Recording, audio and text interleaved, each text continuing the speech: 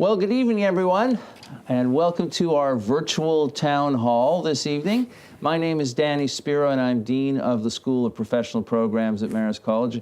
And we're joined this evening with President David Yellen. David, welcome. Thank you, Danny. Nice to be here. Wonderful to have you here. This is our fourth virtual town hall, so thank you so much for being available to our non-traditional undergraduate and our graduate students who aren't regularly on campus for this event.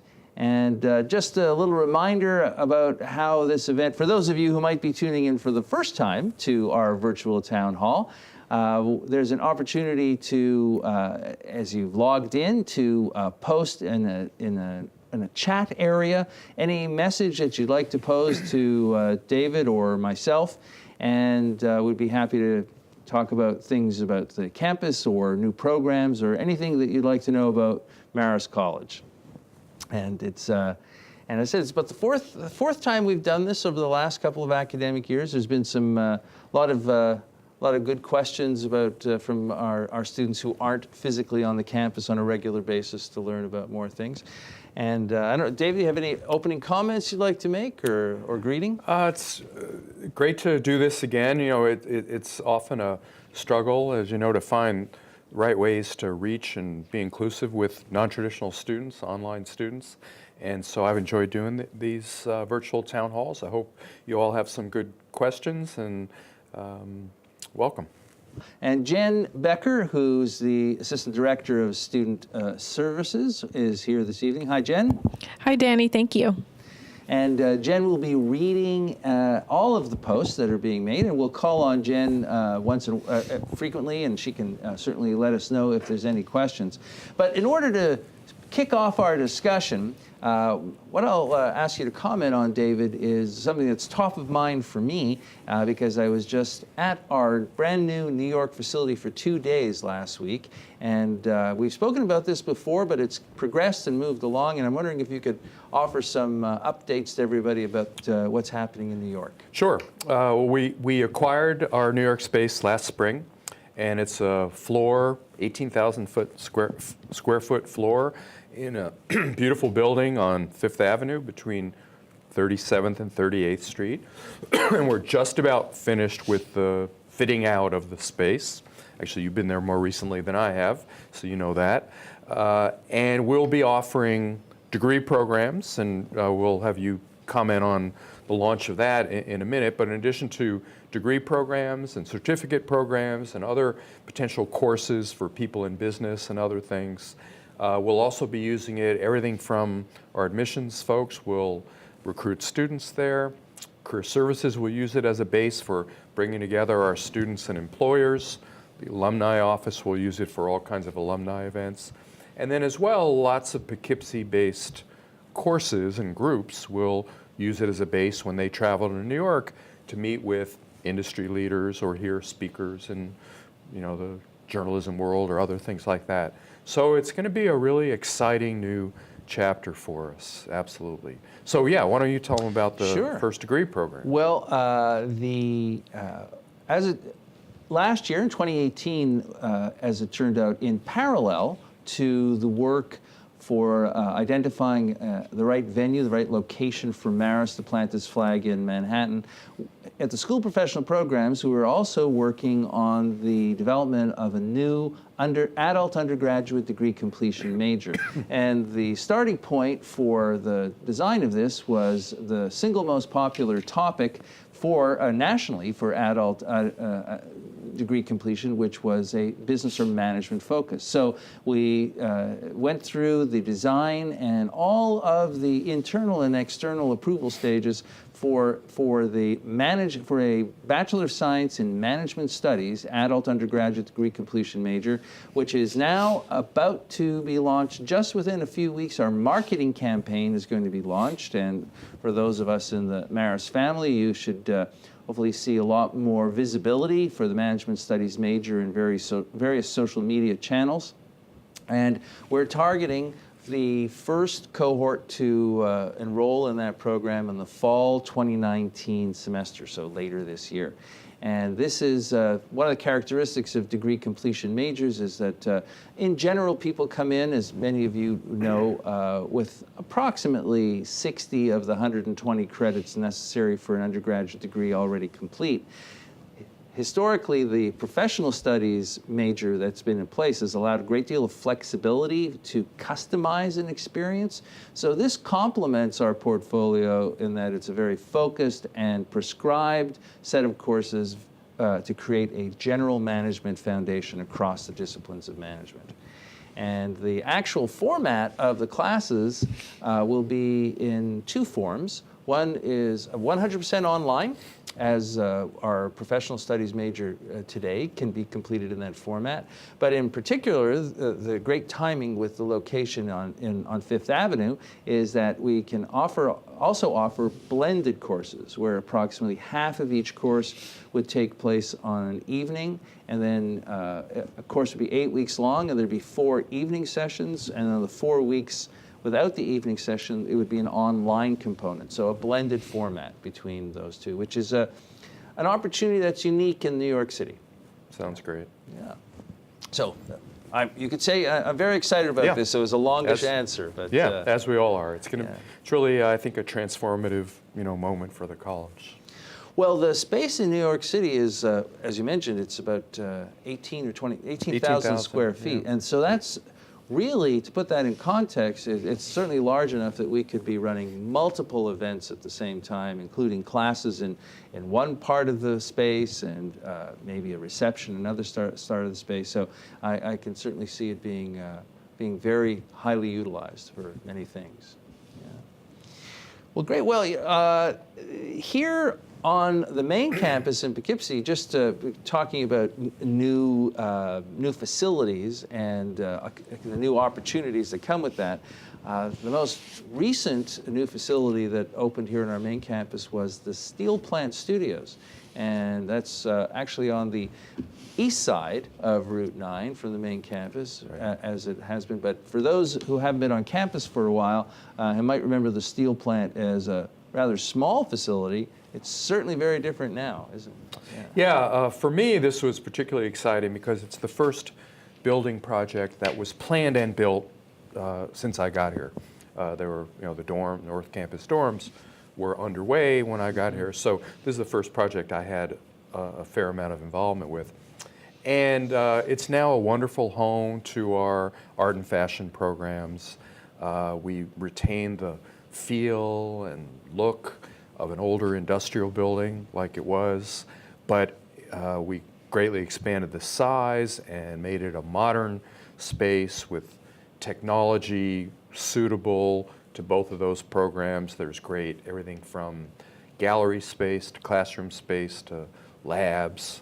And when you go over there now, it feels like it's been around for a couple of years. It's so lived in already. There's a faculty art exhibit going on right now. I don't know if you've had a chance to check it out. Not in a couple of weeks. Yeah, we were there on Saturday, and beautiful artwork by our faculty, and student work is displayed, and it's really a great new, different kind of building on campus.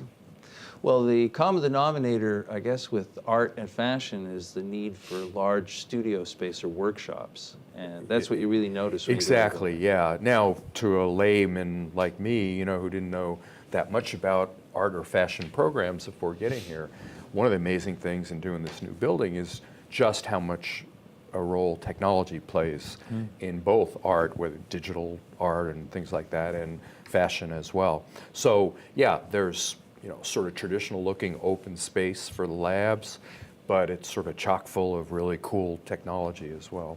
Well, that's great.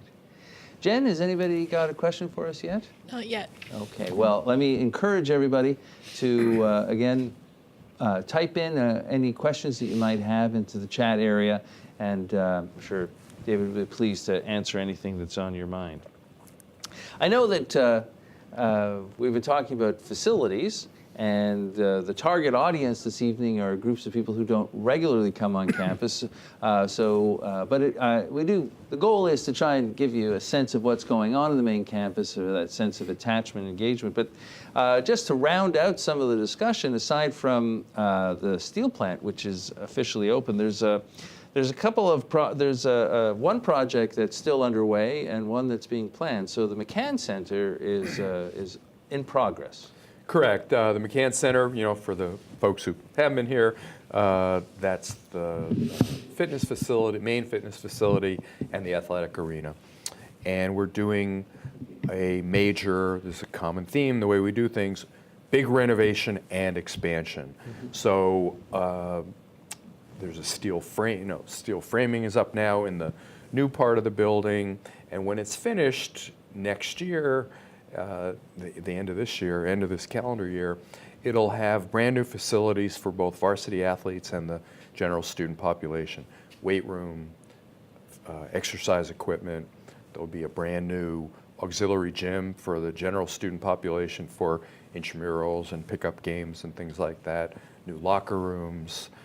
It'll be a great upgrade to all of our athletic facilities for the whole community, varsity athletes and general student population.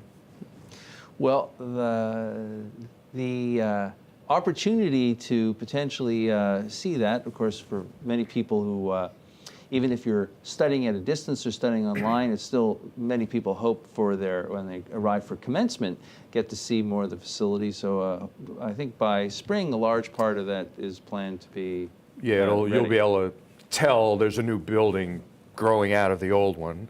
Absolutely. And you asked about the other project upcoming is the Dyson Center, just across the way from where we are here.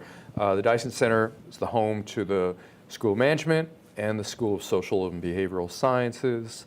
And we will be doing basically a gut renovation of the existing building and adding a major addition to that building. So that will start this summer and take 15 to 18 months. And when that's finished, both of those schools will have essentially brand new homes, their own space, and some shared space as well. Well, I happened to walk by the Cornerstone, the Dyson building yesterday, and I was trying to remember what it said. It's 1990 is the Cornerstone. So it's certainly served us well, and it's time for that significant renovation. Yeah, it's not that long ago, but lots changed in the last 20 years. Yeah. Well, I guess especially when it comes to the integration of technology and facilities. Absolutely. Yeah, 1990s is dog years. 1990, we didn't have cell phones. That's right. Yeah. Well, it is certainly even for those people who aren't regularly on campus, you can't come to Marist for years now without seeing some significant improvement and expansion going on. So it is essentially part of daily life at Marist, talking about some new construction project and how we're moving forward. And it certainly makes it a dynamic and fascinating place to talk about new opportunities. And I'm glad we started with New York because it's close to my heart and what we're doing for our adult and continuing education population.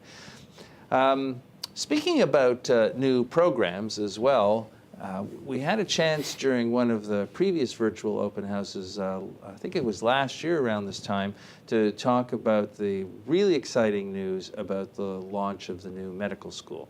And I know there's a lot of things going on, but they're not terribly visible right now, those things. So maybe you could bring people up to date with the news in that regard. And just to back up for people who may be new to, right, we announced the plans for the med school last September, and that came about after really 2 years of discussion and study. And we're doing this in partnership with HealthQuest, which is the not-for-profit organization that owns Vassar Brothers Hospital here in Poughkeepsie and 3 other hospitals in the Hudson Valley. They're about to merge with Western Connecticut, it's called, which is another not-for-profit with 3 hospitals in Connecticut. So this new entity will have 7 hospitals and we're full partners in this. And that's not an uncommon model for how new medical schools are started. So the plan is to open in the summer of 2022, so about 3.5 years from now.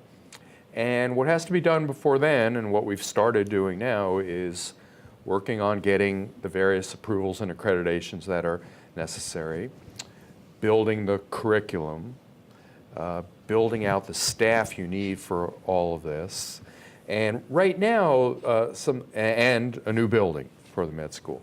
So right now we're working on the curriculum, and in that regard, one of the important things that we're planning on doing is to use technology in some very forward-looking ways.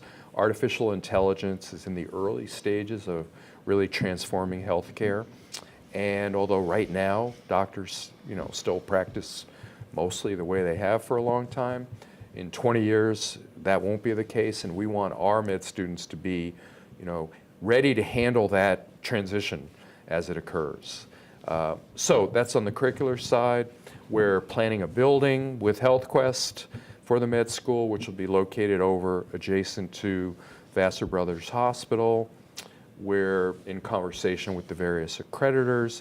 And right now, most importantly, we're just getting ready to make our first hires of some executive level assistant deans and people like that, and launch a national search for the founding dean of the med school. So you're right, to even interested folks, it's all sort of behind the scenes, and it will be for some time, but it's a very active process, and we're moving along at a steady, strong, accelerating pace. Well, it certainly gives you pause to think that from announcement to the first class taking place will be about a 4-year process. Yeah, it's a complicated process. Yeah, absolutely. Yeah, a lot of things have to happen. A lot of people, and let alone physical space, but a lot of people have to be in place to make that Right, work. exactly. But it's going well, and we'll have further updates, in the coming months when we have a little more concrete to talk about. We'll start announcing some hires, and we'll start talking about what the building may be. We'll, as we develop the curriculum, we'll talk about that. So most of the work will remain largely hidden from view, not to keep anything from people, but just the nature of the early phases of the development of a program like this. Right. Great. Jen, we have a question, I see. Hi, I apologize because this kind of segued to something you were saying earlier, but I was having a little technical difficulty. So we have on the line with us a current graduate student who is also an undergrad alum from 2002. And she was wondering if back in 2002 was the dreaded snow in May. And she was wondering, since she's approaching graduation again soon, do we have better policies or contingency plans in case of inclement weather again for commencement? Well, she may not, you said a woman? Yes. Yeah, she may not be aware of it, but we had a different kind of weather issue last year. We had torrential rain. When you have outdoor commencements, you're at the mercy of the elements. Most years, the weather is very good.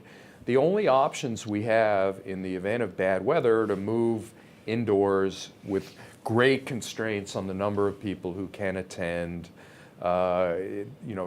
It's difficult. It's not nearly as good an experience. So if we knew there was going to be a light rain or something like that, it's definitely better to be outside. This is true for many, many schools. My niece, the week and after our commencement last year, graduated from Cornell, a place that Danny and I both have connections to. I didn't go, but my wife did. Torrential downpour, and people just endured it. You need to know the forecast well enough in advance to make a call to move indoors, and that doesn't often happen. So I can't guarantee anything, unfortunately. But the great percentage of the time that weekend in May is just glorious weather, or at worst, a little passing shower. Agreed. Thank you. Well, the 2002 year with the snow does seem to be a day that lives in infamy, because there are some people who are still scarred by that event, I think. Oh, and Jen. I was here. There you go. Yeah. Well, I'd almost be willing to wager that we're not going to get a big snowstorm on It's a safe in May this year. Yeah. Fingers crossed. Yes. Any other questions right now, Jen? No. Well, there was another thing that I wanted to ask you about, David, is I think perhaps it was our first virtual town hall where either the strategic plan had just been published or was about to be published. And of course, it was published in, I guess, 2017. Right. And so now we're, entering certainly our second full year under the strategic plan. But there was an initiative that you put in place that had to do with generating or actually encouraging people to generate some ideas from all across the campus to be consistent with the plan. And it was the creation of a strategic plan projects committee. And I'm wondering if you could perhaps tell everybody about that initiative and where we are today with that. Sure. One of the cliches about strategic plans is they get finished and they get put on a shelf, and nobody kind of lives with it anymore. And we, to the extent possible, we wanted that not to happen. And we had a very inclusive, broad-based process in developing the strategic plan, and we wanted to find ways to keep the community engaged in the evolution of the strategic plan. So what we came up with is, money helps, so we set aside $200,000 a year for each of the 5 years of the strategic plan that is available funding for projects and proposals that anyone in the Marist community makes. Students, faculty, staff are all eligible to apply for grants in this competitive process. And we just finished the first round, and I forget the number, was it 20 or? That sounds about right. Yeah, that proposals that were funded. And we have a committee that reviews them and makes recommendations to senior leadership at the college. And they came from all corners of campus. They related to different aspects of the strategic plan. And some of them, if they're successful, they'll be rolled into more ongoing funding. So we finished that round, and we're actually about to start another round of funding opportunities. So I think there's a lot of enthusiasm about it, and the projects, there's some really good things in the environment and sustainability, a whole range of topics. Some really good ideas have bubbled up. Well, I was I thought it was a great initiative to try and engage people with the strategic plan. Obviously, the rollout of a strategic plan and the focus on the priorities that naturally come out of that should lead to ideas coming through. And this was a natural opportunity to share those ideas and pursue them. Yeah, and let me say I want to credit where credit is due. Executive President Jeff Brackett, who co-chaired the Strategic Planning Committee, this was really his idea, which as soon as he suggested it, I thought it was brilliant. And Professor Maura Fitzgibbons, who was the other co-chair of the Strategic Planning Committee, is chairing this group that's assessing the applications. Yes, and that committee we mentioned actually has broad representation across the campus. There is a representative, for example, from the staff of the School of Professional Programs who sits on that committee as well. One other, Jen, is there any other questions right now? One of the parts of the college which, given the long-standing focus on organizational leadership that's been part of the School of Professional Programs committees, we do get questions about what's the plans with the Rich Institute. And maybe you could offer a little bit of background about the Rich Institute and and some of our recent efforts in that regard. Sure. Well, the Rich Leadership Institute is named for Ray Rich, who was a very successful business leader and a big Marist supporter, and he donated the Payne Mansion over across the river and an endowment for leadership programs, among other things. And right now, the key thing is we're in the process of seeking an executive director for the Rich Institute. And when we hire that person, he or she will help sort of construct the architecture of what ongoing program will be look like. We have lots of great leadership activities in each of the schools and in a number of non-academic departments. Some of those events we hold at the Payne Mansion, many of them we hold here on campus. But the goal of the executive director will be to kind of weave a consistent theme through the many different aspects of leadership development, training for students, outreach to the community. So that will be the next chapter in the development of our leadership programs. It's interesting that not everyone is aware of Ray Rich's gift and the Rich Leadership Institute, but I think that with the appointment soon, with the conclusion of a successful search and the appointment of an executive director, I think that'll be a much higher profile part of Marist. Right, exactly. And it is interesting, as I pointed out, at the School of Professional Programs, we've had a historical focus on organizational leadership, but there are pockets all across the college where there's similar observations, so it's a natural opportunity to put a thread or a common theme throughout that. And this will also hopefully tie in nicely with our New York. Back to New York, all kinds of great possibilities of conferences and networking events and things like that related to leadership development in New York City. Well, I see that we don't have any other questions at the moment, David, and we've had a pretty comprehensive discussion about the campus and new programs going on. And since we don't seem to have any other questions coming in right now, I imagine that people found the topics we covered helpful. I hope so. Do you have any closing comments, perhaps, to share? No, again, I want to thank the folks who are watching us either live or I know more people actually, I guess, watch in one of the forums we offered in after we finished taping. But if you have any questions, after this is over, feel free to send them our way and somebody will get back to you. And good luck to everyone. Well, David, thank you so much for making yourself available this evening. And thank all of you who did have a chance to join us this evening for the live portion of this broadcast. And thank you for those who will be watching the recording version. And I will add my comments to reiterate what David said. We're always open to hear from you if you have any questions, whether it's Jen in her role as the Assistant Director of Student Services or mine or David. And on that note, I would like to thank Jen very much for her help this evening, and of course, our wonderful broadcast crew from the School of Communication and the Arts. So thank you very much, Joey, and your whole team for supporting us this evening.